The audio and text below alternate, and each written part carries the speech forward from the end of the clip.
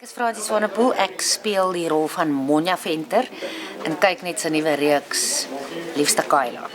Dis 'n ongelooflike opwindende reeks want dit is 'n nuwe konsep in Suid-Afrika.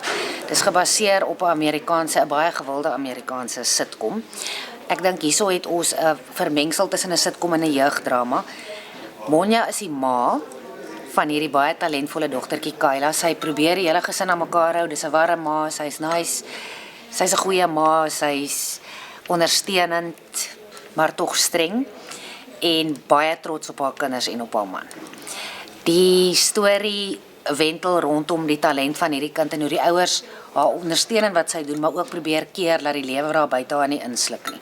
En ons werk saam met 'n ongelooflike cast met wonderlike nuwe jong talent en natuurlik mense soos Lou Venter, Annette Engelbreg, Niels Coetzee wat al ou hande is. Vir alles by die sitkom kom, hulle is vrek snaaks, ons het ongelooflik baie pret. Shirley Ellis is die regisseur, beter as dit kan jy nie kry nie. Ons is regtig 'n baie happy familie hierso.